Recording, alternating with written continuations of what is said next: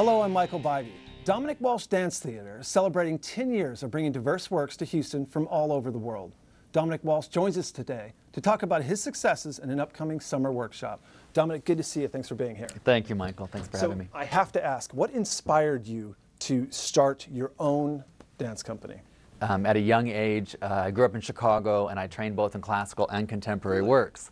And then moved to Houston when I was 16, joined the Houston Ballet, and especially in the early 90s there, we were doing so many contemporary and classical works. Became a principal dancer when I was about 25, and then I started choreographing at 28.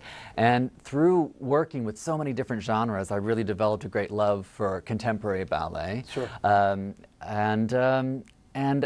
You know, the ballet company started doing a little bit more classical work, which I love, but I had missed what I was learning with the contemporary work, and so I thought, well, maybe Houston could benefit from a contemporary ballet company that had a very high quality and also had kind of an international element, as Houston is such a great hub for international business. That's interesting because I know you're kind of known throughout the world. You're kind of world-renowned. I was going to ask you why you call Houston home. To me, I had an amazing career at Houston Ballet, and the people here are wonderful. And they've really, really supported this vision and this company. We kind of pioneered this kind of a company for the city. That's great. But we've had tremendous support, tremendous. It's good to hear that.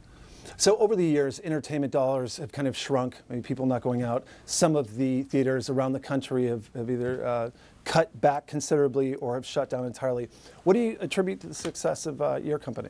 Well, you know, I mean, we had to take all of that into consideration, and especially as we celebrated our 10th anniversary, I was like, how are we going to maintain our mission and our vision, but still be very sensitive to the economic downturn? Right. And so one thing that we did is for our 10th anniversary season, instead of hiring all full-time dancers for a full year, I called on some of my star friends that I've worked with around the world, Japan and Italy, and asked them if they would come to Houston and help me, you know, to celebrate our 10th anniversary season. And so this has been one way to be sensitive of that and still maintain the quality that I'm so dedicated to.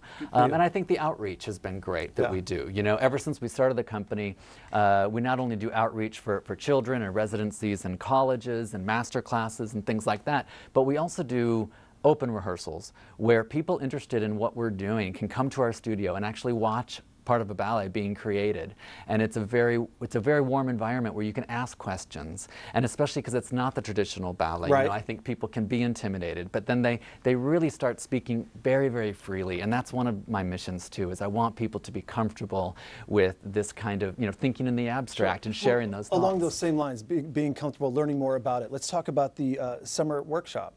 From June 4th to June 9th, we are doing our second workshop, choreographic workshop for students. And this is something that I thought was, students, college students? You know, it's all ages. I think we go from 12 to about 22.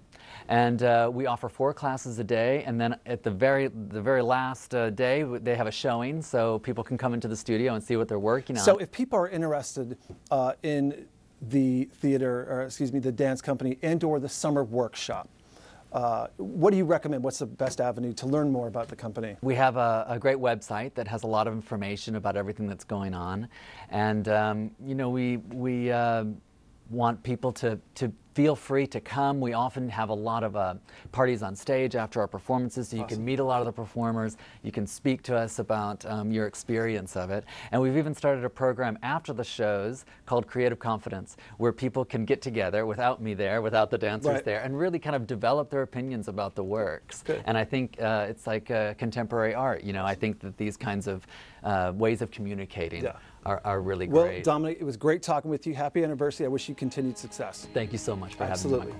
For more information, visit dwdt.org. For Comcast Newsmakers, I'm Michael Bybee.